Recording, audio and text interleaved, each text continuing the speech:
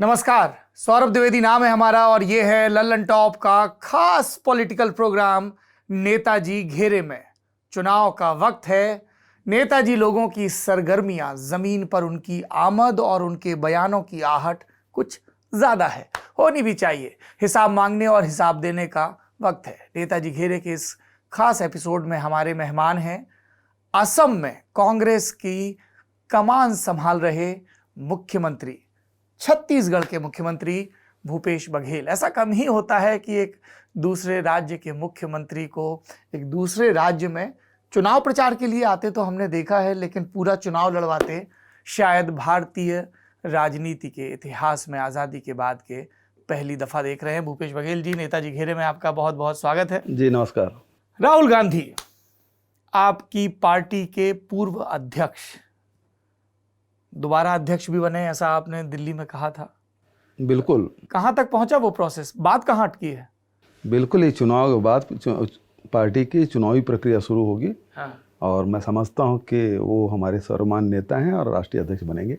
तो फिर चुनाव की प्रक्रिया की क्या जरूरत है? प्रक्रिया तो है, इलेक्शन कमीशन को बताने के लिए। चुनाव की प्रक्रिया है, कोई भी लड़ सकता है। अच्छा।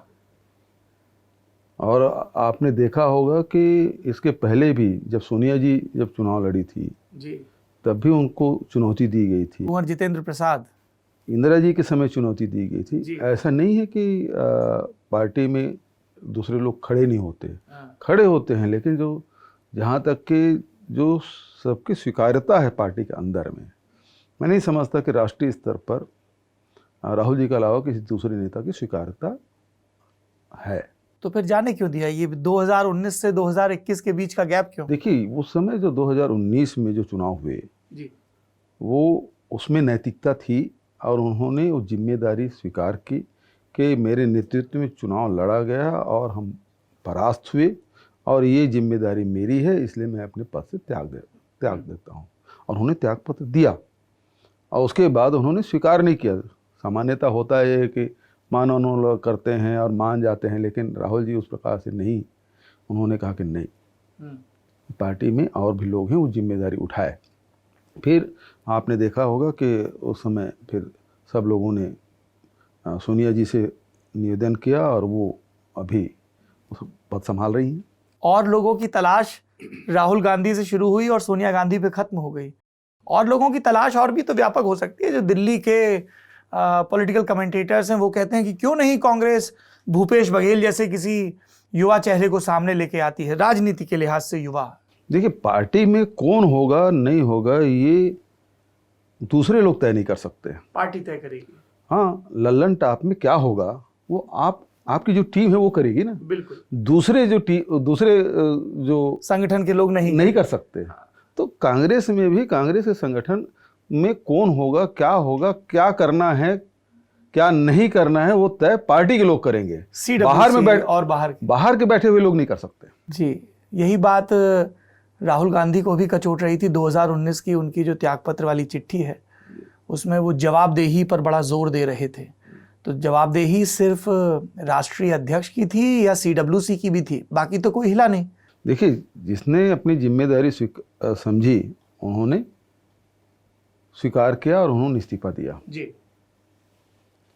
और लोगों ने ये महसूस किया कि उस समय उस मीटिंग में हम लोग भी थे, लेकिन लोगों ने कहा कि भाई जो परिस्थिति बनी उसके हिसाब से लोगों ने मतदान किया। राहुल गांधी जी के मेहनत पे किसी को कोई शंका नहीं। पूरे देश भर में उन्होंने दौरा किया, उन्होंने जो मुद्दे उठाए वो भी वाजिब मुद्दे थे, लोग नहीं स्वीकार किए।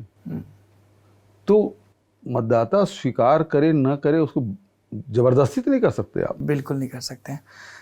राहुल गांधी से ही जुड़ा अगला सवाल है, लेकिन अब हम असम के चुनाव पर आ जाते हैं। 31 मार्च को चायगांव में एक रैली होती है जिसमें राहुल गांधी कहते हैं कि देखिए, हमने छत्तीसगढ़ में एक मॉडल दिया, कर्ज माफी की बात कही, 6 घंटे में माफ किया सरकार बनते ही।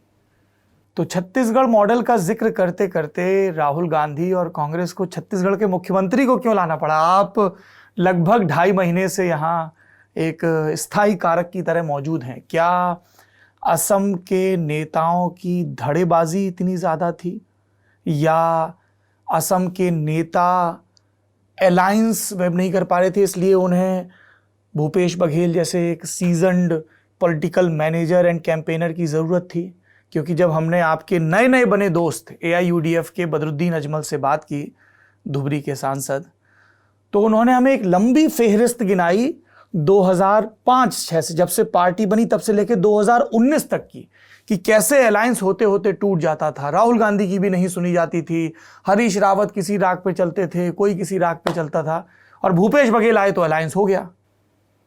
तो ज़रूरत क्यों पड़ी भूपेश बघेल जी की असम में? आपने एक ही सांस में कई सवाल कर दिए। जी, आप आराम से दीजिए जवाब। पहली बात यह है कि राहुल जी जब बोले कि छत्तीसगढ़ मॉडल जी की बात, तो यदि आप देखेंगे कि मोदी जी जब मुख्यमंत्री थे जी तो उन्होंने गुजरात मॉडल की बात कही। खूब। पूरे देश भर में चर्चा रही गुजरात मॉडल की, लेकिन पाया क्या?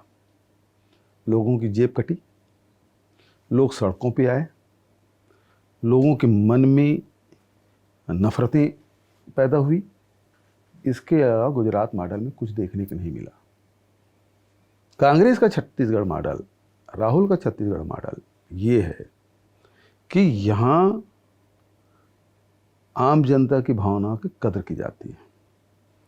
किसान जो चाहते थे उसको दिया गया, आदिवासी जो चाहते थे उसके अनुरूप हमने घोषणा पत्र बनाई, योजनाएं बनाई।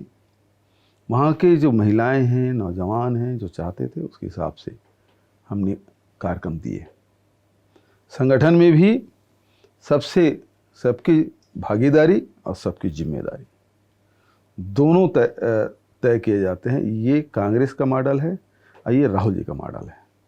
और इसीलिए कि हम आसाम में यही बताने की कोशिश की गई कि जब छत्तीसगढ़ में भारतीय जनता पार्टी कहती है कि हम 351 रुपये नहीं दे पाए टी वर्कर्स को, कांग्रेस 365 रुपये कैसे दे देगी?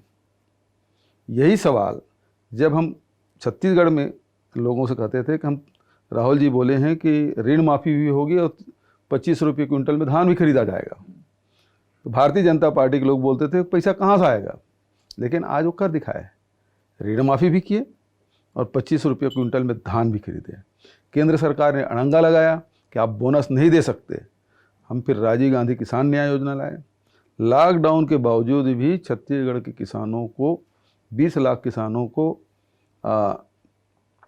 10,000 रुपये प्रति एकड़ के हिसाब से 5,670 करोड़ से अधिक की राशि उनके खाते में डाल दिए गए। इस साल 21 लाख किसानों के 92 लाख मीट्रिक टन धान खरीदा, जो 17,322 करोड़ का है। ये राशि उनके खातों में गए। ऋण माफ़ी हमने किए, हजारों करोड़ रुपए की ऋण माफ़ी की। तो ये कांग्रेस का मॉडल है। कांग्रेस जो कहती है वो करती है। आसाम में भी कहा गया कि 5 गारंटी है, हम 5 गारंटी पूरा करेंगे, काल लागू नहीं होने देंगे, 365 रुपये टी वर्कर्स देंगे, 2,000 घरेलू महिलाओं को देंगे, 200 प्रति यूनिट तक के बिजली बिल मुफ्त होगा, और साथ ही 5 लाख लोगों को 5 साल में लोगों को नौकरियां देंगे, सरकारी नौकरियां। ये 5 गारंटी तो जो छत्तीसगढ़ में हो सकता है तो आसाम में भी हो सकता है। ये कांग्रेस का, राहुल गांधी का छत्तीसगढ़ मॉडल है। सवाल का उत्तरार्ध था कि भूपेश बघेल को यहाँ पर इतना लंबा कैंप करने की ज़रूरत क्यों पड़ी? न भूतो न भविष्यति, पहली बार। देखिए, मुझे ऑब्जर्वर बनाया गया और जब मैं पहली बार आया तो यहाँ देखा कि कार्यकर्ता बहुत चार्ज हैं, लड़ना चाहते हैं। फिर यहाँ के साथियों से बात की और मैं बहुत आभारी हूँ प्रदेश के शीर्ष नेताओं का, जिन्होंने मुझे काम करने का अवसर दिया। अन्यथा वो बोल देते कि आप ऑब्जर्वर हैं, घूमिए आप। लेकिन यहाँ के चाहे प्रदेश अध्यक्ष हो, चाहे नेता प्रतिपक्ष हो, चाहे यहाँ के जो सीनियर लीडर हैं, जिसमें प्रद्युत बरदोले की बात करें, चाहे सुष्मिता देव की बात करें, चाहे गौरव गोगोई की बात करें, चाहे रिकबुल हुसैन की बात करें, ये सारे लोगों ने कहा नहीं, आप काम करिए यहाँ। तो उन लोगों ने मुझे मौका दिया, पूरी टीम आके लगी, काम किए, और आज देखिए चुनाव, प्रथम चरण के चुनाव हो गए, दूसरी चरण के मतदान जारी है, और मुझे पूरा विश्वास है कि यहाँ आसाम में कांग्रेस और महाजोट की सरकार बनेगी। भूपेश जी, कई बार कहा जाता है कि अर्थ रिक्त स्थानों में पनपता है। आपने ये कहा कार्यकर्ता खूब चार्ज थे, नेता उतने चार्ज नहीं दिख रहे थे, शायद इसलिए जरूरत पड़ी भूपेश बघेल की यहाँ पे। थोड़ा समन्वय करने की जरूरत थी और जिसको जितेंद्र सिंह जी ने बहुत अच्छे से किया, जो प्रभारी महामंत्री यहाँ के। जो आप पहले जो सवाल किए थे, जो गठबंधन वाली जो बात है, वो काफ़ी एक्सरसाइज, चाहे हंगरामा जी से बात करने की बात हो, चाहे अजमल जी से बात करने की बात हो, चाहे और जो दल हैं सीपीआई, सीपीआईएम, सीपीआईएमएल और क्षेत्रीय दल, जो क्षेत्रीय दल हैं, उनसे बात करने के काम, ये जो यदि क्रियान्वित हुआ है तो मैं समझता हूँ कि प्रादेशिक नेता और हमारे जो प्रभारी है उनका श्रेय उनको जाता है। सब कुछ ठीक रहा गठबंधन के बाद। आज हम 1 अप्रैल को आपसे बात कर रहे हैं और असम की जो खबरिया पटल है उसकी पहली सुर्खी है कि आपकी सहयोगी पार्टी बोडो पीपल्स फ्रंट के एक कैंडिडेट हिमंत विश्व शर्मा, जो भारतीय जनता पार्टी के मंत्री हैं इस सरकार में और नेता हैं बड़े, उनसे मिले और पार्टी में शामिल होने की बात कही। तो ये तो चुनाव के पहले ही गठबंधन दरकने लगा है। दूसरे आप पक्ष को देखें जी, हेमंत विश्व शर्मा को किसी कैंडिडेट को बिठाने की आवश्यकता क्यों पड़ी? इतना डरा हुआ है हेमंता कि उसे बिठाने की आवश्यकता पड़ रही है। इसका मतलब वो हार चुके हैं लड़ाई, वो हारी हुई बाजी में लड़ाई लड़ रहे हैं। प्रथम चरण में पूरी तरह से पीट चुके हैं, द्वितीय चरण में अपनी साख बचाने की है। मुझे तो चिंता हेमंता की हो रही है। कांग्रेस से गए, भाजपा में मंत्री बन गए, वो मुख्यमंत्री के दावेदार थे।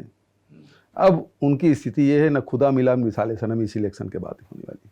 अच्छा, आपकी चिंता नहीं है कि बीपीएफ के कैंडिडेट बैठ रहे हैं? देखिए, एकाध यदि हो जाता है, वही तो मैं कह रहा हूँ, उसे बिठाने की जरूरत क्या? जब आज पोलिंग है तो आज ही बिठाने की आवश्यकता क्यों पड़ी? बीपीएफ जहां पर चुनाव लड़ रहा है वहां तीसरे चरण में 4 दिन पहले है जी, ठीक है, तो उसे बिठाने की आवश्यकता क्यों पड़ रही है?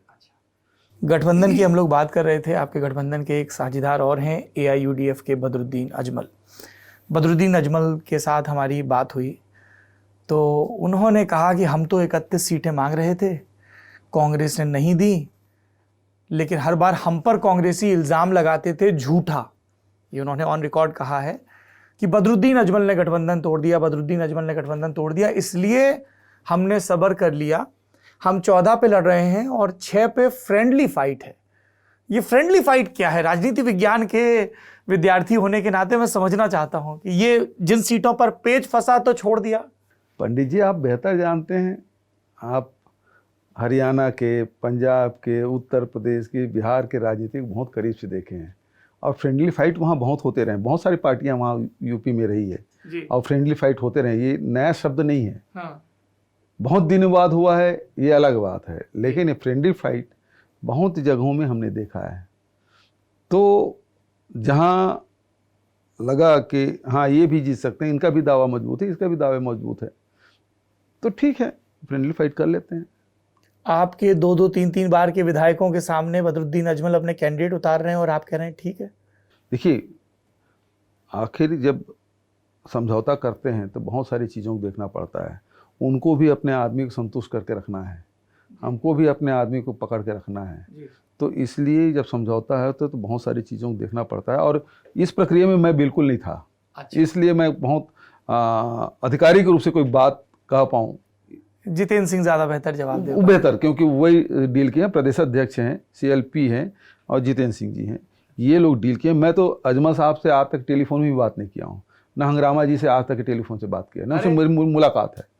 पर कैंपेन तो आप ही यहाँ पर सब देख रहे हैं, आप मिले भी नहीं दोनों से? कभी नहीं मिला, ना मेरी बात हुई है।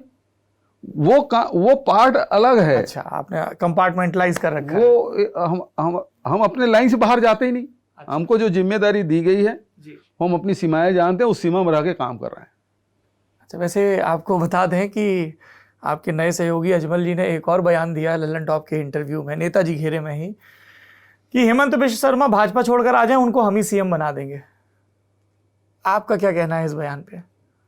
हेमंता जी की स्थिति तो घर के न घाट के। मतलब सबसे बुरी स्थिति होने वाली है जो अभी 2021 के जो चुनाव में सबसे जो नुकसान में जा रहेगा वो हेमंत रहेगा।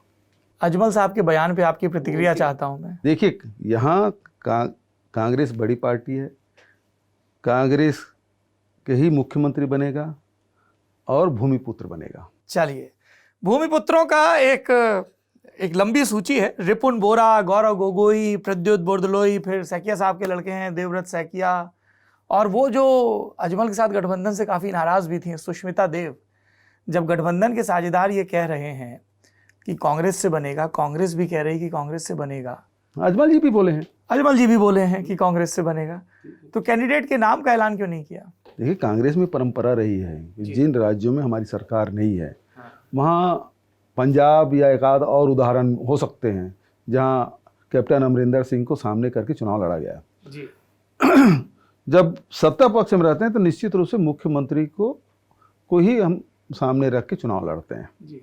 लेकिन जब विपक्ष में होते हैं तो सामूहिक नेतृत्व में चुनाव लड़ा जाता है और फिर विधायक दल और हाईकमान दोनों मिलकर तय कर लेते हैं कि नेता कौन बनेगा। अच्छा। तो ये यहाँ भी उसी प्रकार के, लेकिन दुर्भाग्य ये है कि भारतीय जनता पार्टी का मुख्यमंत्री है सर्बानंद सोनोवाल जी, अभी तक के उसको कैंडिडेट मतलब सीएम कैंडिडेट डिक्लेयर नहीं किया। ये सवाल तो उनसे खूब पूछा जा रहा है। तो स्थिति वहाँ क्या है, अंदर खाने में क्या खिचड़ी पक रही है, इसे अंदाजा लगा जा सकता है। गौरव गोगोई के चुनाव लड़ने की चर्चा थी, नहीं लड़े, क्या रणनीति है पार्टी? मैं इस पार्ट में बिल्कुल नहीं था, मैं इसलिए मैं कोई जवाब नहीं दे पाता। चलिए ठीक है, अब उस पार्ट पर आते हैं जिसको लेकर आप खूब मुखर हैं, सीएए, जिसको यहाँ के लोग का बोलते हैं बातचीत में। सीए का विरोध, आप कहेंगे आप 2.5 महीने पहले आए, हम कहेंगे कि लल्लन टॉप लगातार जमीन पर है। जब सीए को इंट्रोड्यूस किया गया उसके बाद विरोध प्रदर्शन हुए यहाँ पर आसू के और तमाम उनके नेतृत्व में। कांग्रेस जमीन पर नहीं दिख रही थी, आसू लीड कर रहा था उस पूरे मूवमेंट को। और अभी भी जब हमारी 2 चुनावी टीमें पिछले तकरीबन 3 हफ्ते से पूरा अपर असम, फिर ये सेंट्रल एरिया, बराक वैली, इसको कवर करके गई, तो लोगों ने यही कहा कि हमारी लड़ाई तो दूसरे लोग लड़ रहे थे, कांग्रेस तो फोरफ्रंट पे था नहीं। और अब आप कह रहे हैं कि आप सीए आपके लिए सबसे बड़ा मुद्दा है। पूरे राष्ट्रीय स्तर पे देखेंगे तो सीए का विरोध कांग्रेस पार्टी ने किया है और प्रदेश स्तर में भी हुआ है। ये अलग बात है कि कोई ज़्यादा मुखर होके किया, कोई कम होके किया, लेकिन किए तो सभी हैं। और आज यदि चुनाव में सबसे मुखर होके कोई बात कही गई, राहुल जी जब आए थे तो सबसे पहला उन्होंने कहा कि का लागू नहीं होगा, सीएए लागू नहीं होगा, काम मी ना मानूं। तो ये जो स्वर देने का काम है, आवाज़ देने का काम है, वो कांग्रेस पार्टी ने किया, राहुल जी ने किया। इस कैसे करेंगे सीए को? केंद्र सरकार का कानून है। केंद्र सरकार का कानून तो एजेंसी तो राज्य सरकारी होती है जी। और दूसरी बात यह है कि यदि ऐसा है, केंद्र सरकार का है, तो अमित शाह जी को बंगाल में ये कहना क्यों पड़ा कि सरकार बनते ही पहले कैबिनेट में हम इसे लागू करेंगे, टीकाकरण के बाद? ये बात उन्होंने कही है जी। तो स्पष्ट है कि राज्यों के क्या महत्व है बताने की जरूरत नहीं, अमित शाह जी बोल चुके हैं। नहीं, महत्व और राज्य और केंद्र के संबंध पर तो आप भी बात कर सकते हैं अपने हिस्से की, चाहे वो धान की खरीद का पेच हो, चाहे केंद्रीय गृह मंत्री जी जब बोल रहे हैं कि पहले कैबिनेट में पश्चिम बंगाल में हम लागू करने का फैसला करेंगे जी। तो आपको लगता है कि अगर असम में आपकी सरकार बनती है तो आप केंद्र सरकार को रोक देंगे लागू करने? बिल्कुल, एजेंसी तो राज्य सरकार होती है। रिवाइज्ड एनआरसी को लेके आप लोगों का क्या स्टैंड है? देखिए, रिवाइज एनआरसी वगैरह जो बातें हैं, ये आसाम में शुरुआत हुई थी और यहाँ इस मामले में क्षेत्रीय हमारे जो नेता हैं ये बेहतर जवाब देंगे कि बहुत सारी बारीकियां हैं और उसमें मैं समझता हूँ कि हमारे जो प्रदेश के जो नेतृत्व हैं वो बेहतर जवाब देंगे। चलिए, ये भी मान लेते हैं।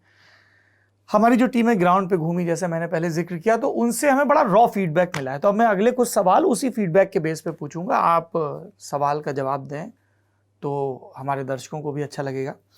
पहला फीडबैक जो हमें अपनी टीम से मिला वो ये है कि सीएए मुद्दा तो है, पर क्या वो डिसाइसिव इलेक्टोरल इशू है? उनको ऐसा नहीं लगा। ये आपके लिए चिंता का विषय है?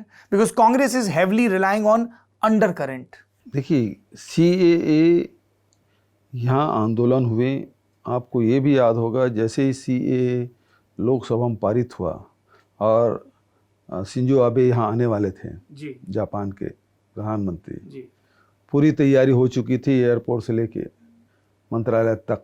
जी पूरे रास्ते भर में जितने भी तोरण पताके लगाए गए थे सब जला दिए गए, सब तोड़ फोड़ दिए गए। यहाँ गोलियां चली, 5 लोगों की मौतें हुई। जी तो सबसे ज़्यादा इसका आंदोलन का असर, उसका असर हुआ है तो आसाम में हुआ है। जी उसके बाद लॉकडाउन हो गया। जी लॉकडाउन में निश्चित रूप से सारे मुद्दे पीछे हो गए। लेकिन मुद्दा ख़त्म हुआ है ऐसी बात नहीं है, वो लोगों की दिलो दिमाग में बैठा हुआ है। और केवल एक ही मुद्दा नहीं है, हम तो 5 गारंटी दे रहे हैं ना, 4 और भी गारंटी है जी और स्थानीय मुद्दे हैं जी उन सबको भी एड्रेस कर रहे हैं जो लोगों के जीवन में परिवर्तन आए। जो भारतीय जनता पार्टी जो वादा खिलाफी किया। आपने जिन 5 मुद्दों की बात की उसमें एक मुद्दा है जिसको लेकर आपकी पार्टी के 2 बड़े नेता राहुल गांधी और प्रियंका गांधी काफ़ी मुखर रहे, वो है टी ट्राइब के मानदेय का मामला। आप 351 रुपए की बात कर रहे हैं? नहीं, 351 भारतीय जनता पार्टी आप पिछले समय 365 कर रहे हैं, उन्होंने 351 कहा था, फिलहाल 230 है। लेकिन जी।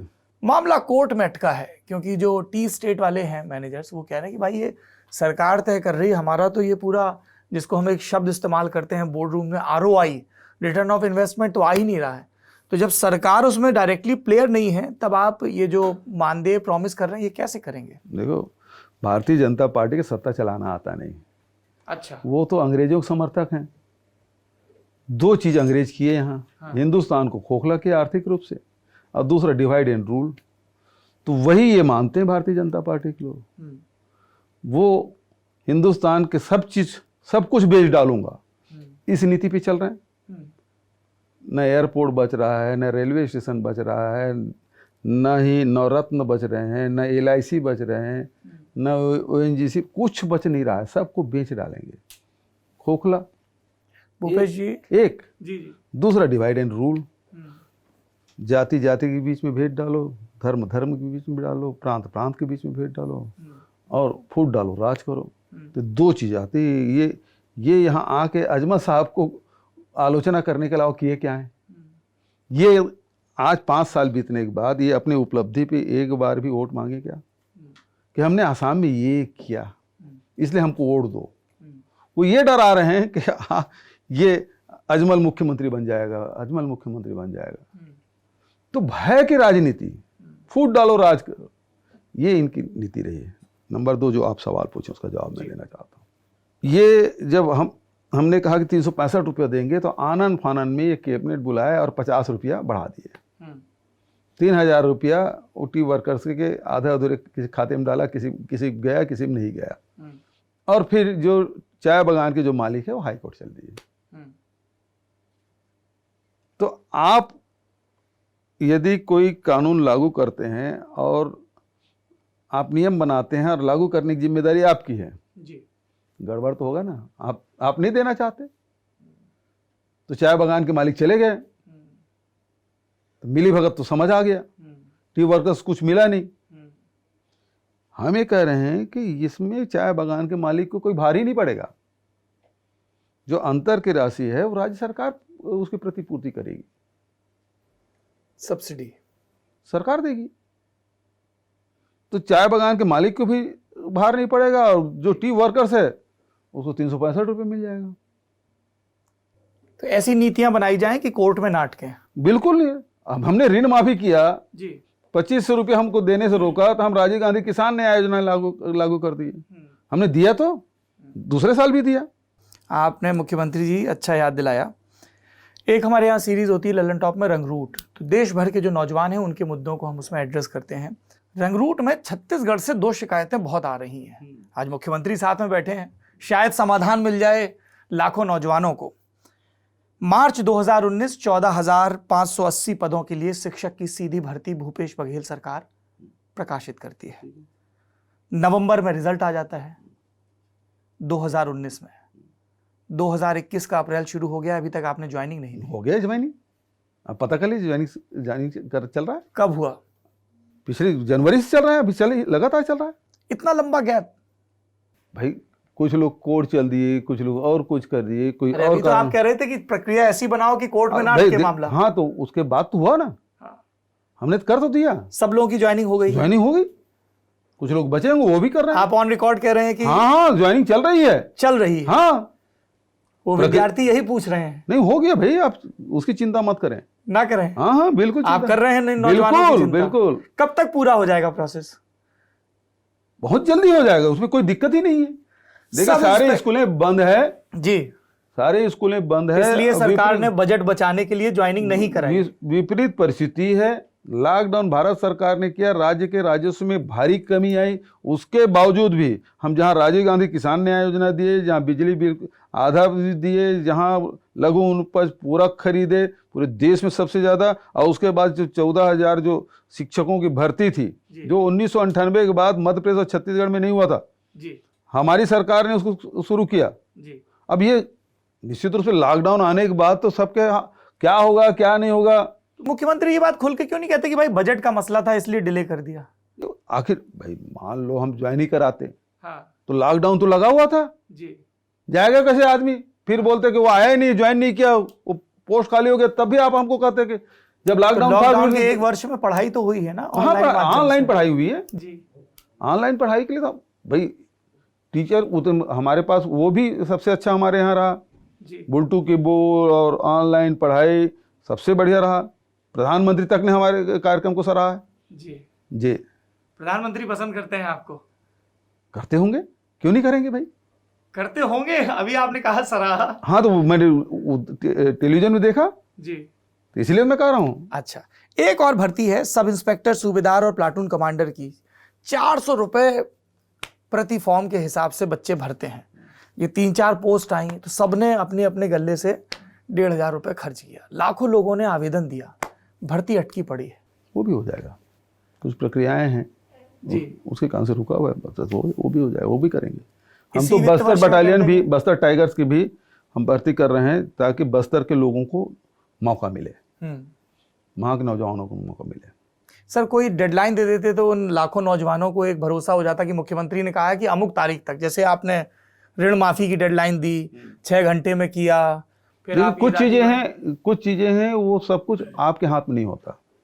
आप मुख्यमंत्री हैं, हाँ, रास्ता तो निकाल सकते हैं। हाँ, तो रास्ता निकाल ही रहे हैं ना। जहाँ अड़चने आती है, कुछ शिकायतें आ गई, कुछ जांच हो गया, कोई कोर्ट चल दिया, कोई और परेशानी आ गई, कोई विभागीय कुछ आ जाता है, तो बहुत सारी चीजें रहती हैं जिसके कारण से वो डेडलाइन बताना संभव नहीं होता। हम तो कर ही रहे हैं, और कौन राज्य बताइए कर रहा हो नौजवानों की चिंता? जहां सेंट्रल गवर्नमेंट निकाल रहे हैं, बहुत सारे राज्य हैं जो 30% तनख्वाह में कमी कर दी, हमारे राज्य में नहीं हुआ जी। हमने किसी कर्मचारी की कमी किया। भारत सरकार ने तो अपने सांसदों के न केवल तनख्वाह में कटौती की, बल्कि जो एमपी लेट मिलता था उसको 2 साल के लिए उन्होंने बंद कर दिया। हमारे नहीं हुआ। इस विपरीत परिस्थिति में हम काम करते रहे। और इन बच्चों के साथ जो कॉम्पिटिटिव एग्जाम तैयारी कर रहे हैं, न्याय होगा। हाँ, असिस्टेंट प्रोफेसर की भर्ती, वो भी पीएससी का रिजल्ट अब आ रहा है। आखिरी सवाल, भूपेश बघेल को भविष्य में हम और भी चुनावी राज्यों में और भी राष्ट्रीय सांगठनिक भूमिकाओं में, कैंपेन मैनेजर्स की भूमिकाओं में देखेंगे असम के प्रयोग के बाद? ये गलत सवाल आप मुझसे पूछ रहे हैं जी। ये सवाल जो जिम्मेदारी देते हैं उनसे पूछा जाना चाहिए। आप तैयार हैं जिम्मेदारी लेने के लिए? पार्टी जो जिम्मेदारी दे वो कर रहे हैं, आगे भी पार्टी जो निर्देश करेगी वो करेंगे।